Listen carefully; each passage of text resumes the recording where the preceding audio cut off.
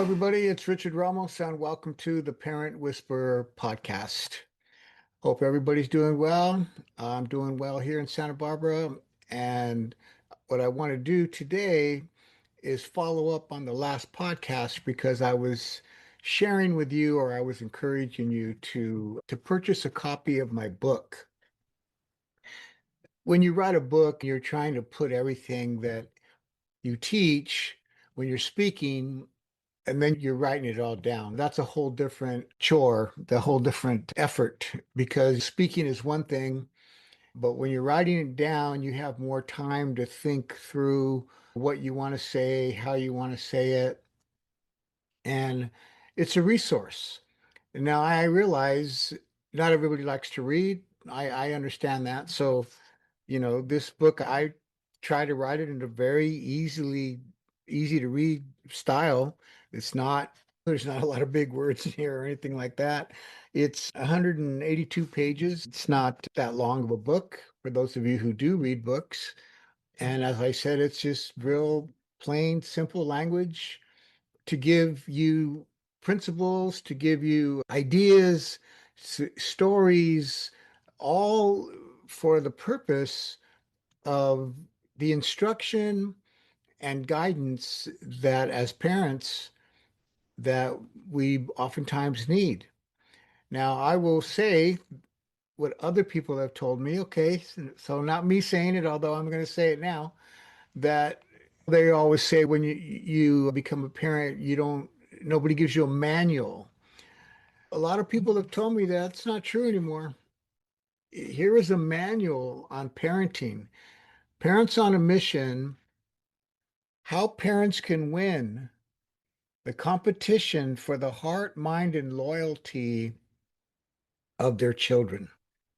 So I want to read to you the part on building safe communities. That's chapter 5. And in that chapter, I start with a story called the Lima Bean story.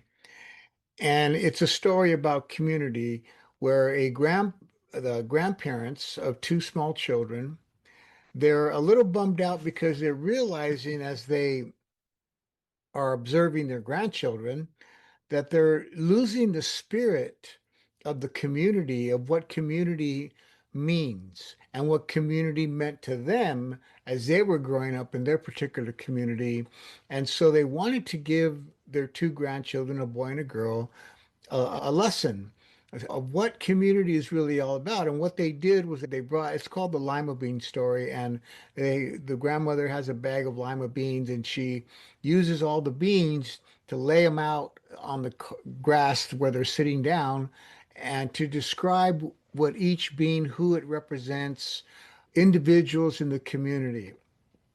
And so they go around and the grandfather and the grandmother explain who each one represents. This person over here, this family over here, this guy over here. And some of them are really nice people, and some of them have not done such great things, but they're all part of the community. So eventually they say, okay, now you from our community choose people that you want from our community to be in your community. The kids start to choose different beings that the grandparents said, this is who this one is, this is who this one is.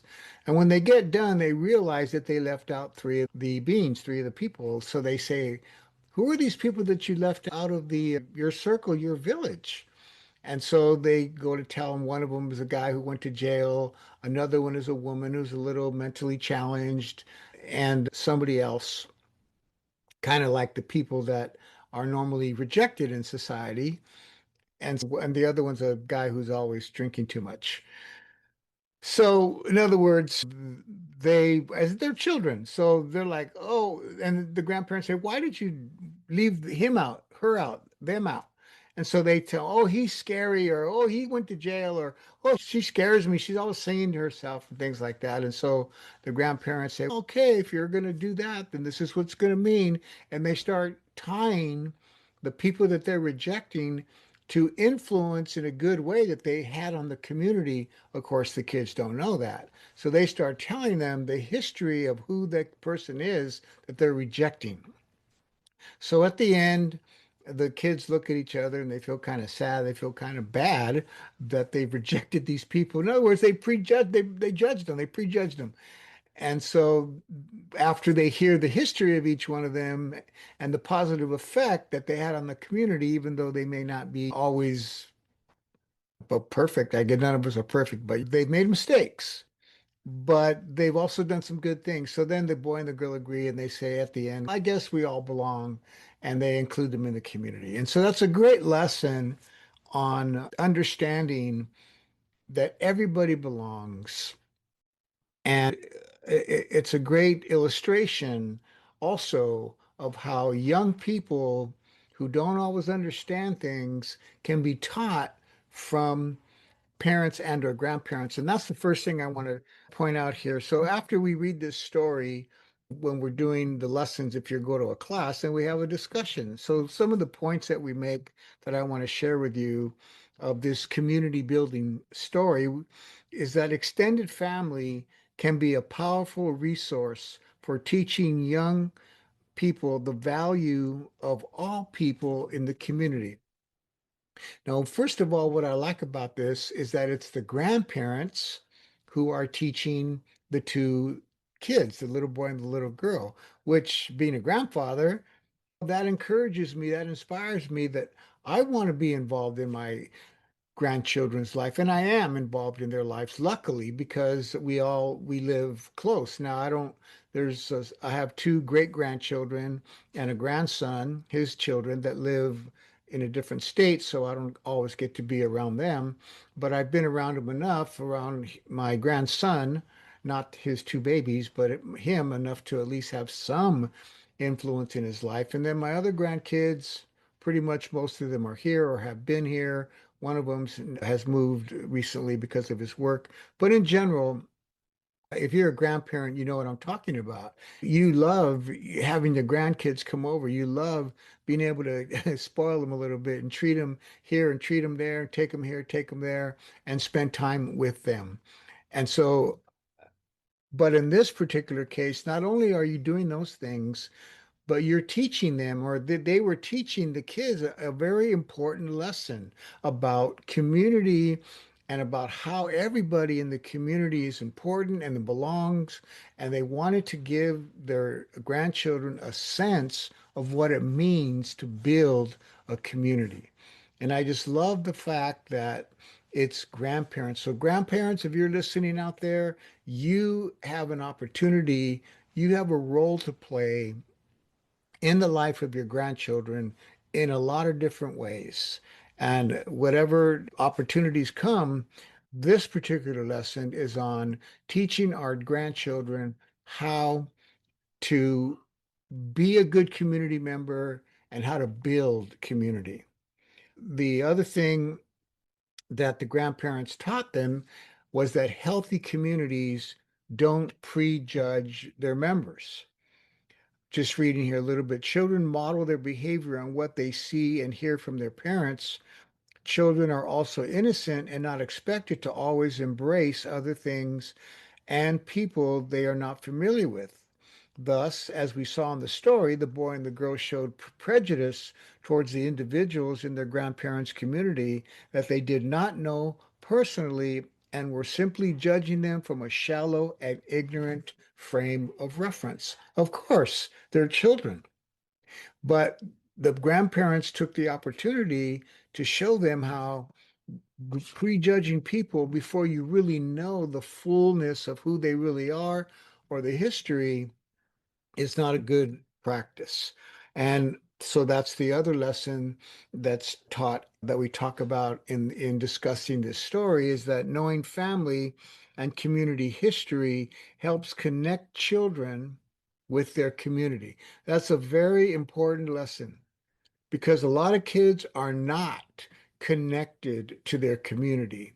And why? Because they have no history of the community, so therefore they have no appreciation for the community. Now, to be fair, I understand that nowadays it's not like before where most families live close together and a lot of people stayed in their house for years and you're in the same neighborhood for years. A lot of nowadays people have moved, families live far apart from each other. So that's true. But if that's not the case with you, then it's important that we teach our children. Now, this is both for parents and grandparents, not just grandparents. For parents, that we teach our kids the history, that they have an understanding of their community, what it's about.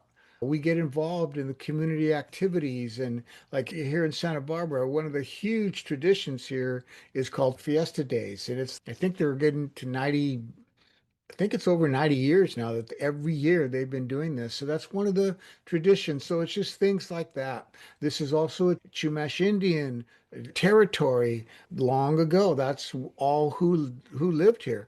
Now they're living on a reservation, but doing pretty well. I gotta say, with all the gaming, let's put it that way, that they have now there at the reservation. But let me read here. Do our children know the true history of their family, community, and country? If so, or if not, why is this important? It is important because of the need to belong, the need to take pride in something bigger than self, the need to choose loyalty to and pledge our allegiance to family, community, and country. Again, that is a big principle lesson. I used to do a lot of gang prevention. A matter of fact, the first two books I wrote were on gang prevention because I used to be very involved in that. And one of the questions that I would always answer is because police and communities and teachers and principals and people just didn't know, why do kids join gangs? What is that about? Why do they join gangs? And what is a gang? Why do kids join gangs? And what is the best method for preventing? I would go to all these gang conferences and you had federal law enforcement, state law enforcement, and local law enforcement, and they never had good answers and they were always disagreeing with each other. They had different definitions for what is a gang, why do kids join gangs, and how to prevent. To me, first of all, they're asking the wrong question. The question is not, why do kids join gangs? Not if you want an answer. The best question to ask, if you want an answer, is, why do most kids not join gangs? Because that's the truth. Most kids in schools, any school or any neighborhood, most of the kids are not in a gang. It's a small minority of kids in that collective schoolyard and collective neighborhood that are in the gang. Now, what's the difference between this home where the child is not in a gang and this home neighbor whose child is in a gang? I think the answer is obvious. It has to do with the home that they are being brought up in. Okay. And that's why I do Parents on a Mission, one of the reasons. But the point I'm making here in building safe and healthy communities, and when we're teaching our kids about community, is when, of course, kids are going to graffiti and trash and get in gangs and hurt neighbors and other kids because they have no appreciation for the history of their family, the history of the neighborhood, the history of the country. And if we're not teaching those things or if they're not learning them in school or other places, mom and dad, we should take the responsibility and talk to our kids about our family, who we are, good or bad. We don't have to hide things. I don't have a good history. My father was an alcoholic, and I've learned some things recently about him that I never knew. Having another family, a brother that I never knew, just those things happen. But I shared that with my kids. And again, I recently just found that out. I never knew that. My brother and sisters, we recently just found that out. But we shared it. What am I saying? Just as in the story, the grandparents started teaching the history of the people in the community about the community. And what I'm saying is that not only is that important, but also the history of our country, good and bad. Why? Because it gives children a reason and a sense to choose to be loyal, to choose to belong, to choose to pledge allegiance. That's what the Pledge of Allegiance is all about. You're pledging allegiance to a country. Now, I don't want to get into all that right now because our country has a lot of issues. So that's another subject. I'm just talking about your children pledging loyalty to you, mom and dad, pledging their loyalty and their allegiance to you, to your family, to mom and dad, to grandma and grandpa, to uncle and aunt, to brother and sister. How does that happen? That's going to happen because we teach them and we demonstrate it to one another in our home. As I always say, mom and dad, the community does not build your home. You are building the community. You are raising citizens of the community. And the question is, what kind of citizen do we send into the community every day? Where do citizens come from? Citizens go to church. They don't come from church. Citizens go to school. They don't come from school. They go to work. They don't come from work. Citizens come from the home. We are raising citizens of the community, and your neighbors and your school teachers and the policemen and the community is depending on you, mom and dad, to raise somebody who knows how to respect authority, who knows how to get along, who knows has social values, who knows how to pay attention, who knows how to treat other people with respect. And where do they learn that? They should be learning it at your dinner table, at night when they go to bed. What goes on in your home on a daily basis, the culture that you're building, the nest, the refuge that they come home to. Is it a refuge where they can feel at peace and safe from all the garbage and all the junk and all the temptations and all the maybe threats that are out in the community, out in the barrio, out in the neighborhood? But when they come home, it's a place of refuge. It's a place of peace. It's a place of safety. And so now that community that are building in your home, those are citizens that are translating that and taking it out to the school, to the neighborhood, to the street, to their friends. And they become a light in the darkness. And we don't have to be afraid because we're inoculating our children with integrity and love and peace and honesty and character. And so all the temptations, the metaphor is all the toxins that are out there, all the diseases that we could call temptations and the violence and all of that, our kids are immune to that because we are inoculating them with our family values. We are building a safe community, not dependent on the community. We're doing it in our home, and our home is building a safe community. That's what this story is all about. And then the last thing I want to share is that children must be taught the value of community, unity, in diversity. Now, in the story, remember the kids, they rejected people that were not like them, people that they weren't used to, the drunk, the guy that went to jail, and the lady that had maybe some mental challenges because she would be singing to herself and things like that. None of that is strange to us today in the life that we're living. And we have all these diverse issues now. And one of the things that is being torn apart, at least to me, what I see is a lack of unity in diversity. Isn't that what university is all about?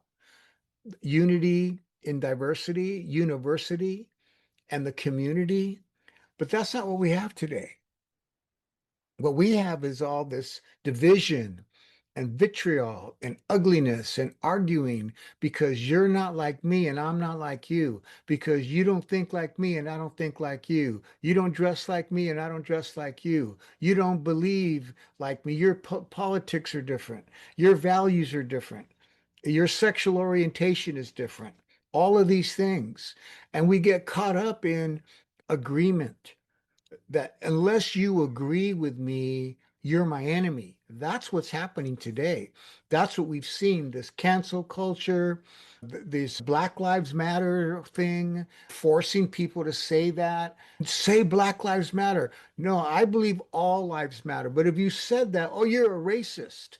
And all this racist accusation, homophobia, we have this whole transgender issue, we have gay marriage, we have all these diverse issues. Now, listen to what I'm saying.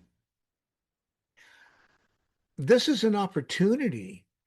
Those things are opportunity to teach our children to live in unity with diversity, to live in love with and peace, and not judging other people. Now, I'm not saying that I agree with all these different lifestyles or political stands or whatever, but you're not going to talk to me because I didn't get vaccinated. I'm not invited to your home for Thanksgiving because I didn't get vaccinated, because I'm not wearing a mask, because I'm pro-life and you're pro-choice, because I voted for Trump and you didn't. I'm not saying, I'm just making that up. But whether I did or not, what difference does it make? Who I voted for, if I got vaccinated or not, if I wear a mask or not, if I'm pro-life or pro-choice. We could go on. If I'm Republican and you're Democrat. And so now we can't have Christmas together. We can't have Thanksgiving together. We can't have holidays together because we don't agree. That, my brother and sister, is sad and it is wrong. Now, I will back up a little bit as far as the vaccination. Now, if you really believed, if you really believed about the COVID-19 and that it was a deadly disease and that people were going to, and you were going to be infected if other people were not vaccinated. Okay, although all of that has been proven to be a lie, it was not true. But if you believed it at the time, because we didn't know what was going on, everybody was scared. But as time has gone on, whole families were separated on issues like that. That's what I'm talking about. What about being respectful of other people's point of view, worldview? I'm a born again Christian. I have a world view. Who's not safe today? Speaking about their worldview are born again Christians. And gay people have gone through that too. And transgender people have gone through that too. And again, so it's not about agreement. It's about just respecting other people's point of view. Now, where are kids going to learn this? I could talk about racists. How do people become a racist? Are you going to tell me that children are born racist? No, they're not born racist. They're taught that. They learn that. Okay. So that's the ugly part of it. But how about kids that are not judgmental, not prejudiced, not racist, that are not drawing these harsh lines of cancel culture and pushing you away and not wanting to talk to you or have anything to do with you because you don't believe like they do. You're not in the political aisle that they're on. That is destroying our country. It's destroying communities. And more importantly, and why I do what I do, it's destroying families. And so these are the kind of issues that we talk about in Parents on a Mission. What I shared with you today was the chapter 5 in the book, Building Safe Communities. And the subtitle History clearly affirms that family is the foundation of society. It is the building block of all civilizations. It is the glue by which everything is held together. So I'm encouraging you, mom and dad. Number one, I'm encouraging you to purchase this book. You can go on my website, richardrramos.com, and you can get it there, or you can go on Amazon. And in the search window, just type Richard R. Ramos, and all my books will come up. And I encourage you to buy this and read it. Now, if you don't want to do that, I have a video course online course on my website. It's only $97. And I say only $97 because I promise you and guarantee you that is $100 to $200 under the price of other people who have these kinds of video courses online. That's what they charge. And the reason I dropped my price wasn't for a gimmick. It was because I know my audience and I wanted to make it as affordable. The value that you're getting, I wanted to make it affordable. Okay. So $97, 15 videos, all of them are 15 minutes around or so. And I'm going through the whole curriculum, all of it, everything that I teach on reconciliation, how to win loyalty, on how to grow as a parent, the proper use of discipline, the proper use of authority, all the basic things about being a mom and a dad. But today I'm talking about the chapter that I talked about is how to build a safe community. It's in your home. It's building your children as solid men and women who are givers, producers in the community, not takers, who are not selfish, who know how to serve, who know how to respect authority, who know how to obey authority and follow the rules in class, show up on time, be a good employee, go the extra mile. Who doesn't want to live in a neighborhood like that? Who doesn't want to live in a community like that? Where everybody in the community is, hey, how's it going? What's happening? What can I do for you? But you know what it takes usually for people to do that? It usually takes a crisis, unfortunately. If there's an earthquake, if there's a fire, if there's a flood, if there's a hurricane, if there's war, if there's a 9/11 or something like that, then wow, everybody, you don't care about religion you are, they don't care about your gender, they don't care about any of that. They want help. Help me. And what are we going to do? Not help them because, oh, but wait a minute, aren't you pro-life? Oh, I can't help you. No, that doesn't happen, or at least it better not. It shouldn't. That doesn't happen. What happens is people are desperate. And we are living in desperate times right now. We have a crisis. How many more crises do we need? So, as I said, though, mom and dad, we cannot depend on the government. I think that's obvious by now. We cannot depend on politicians.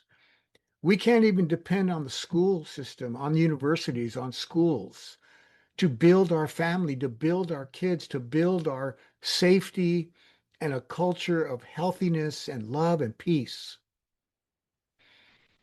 We have to do it. We have to do it.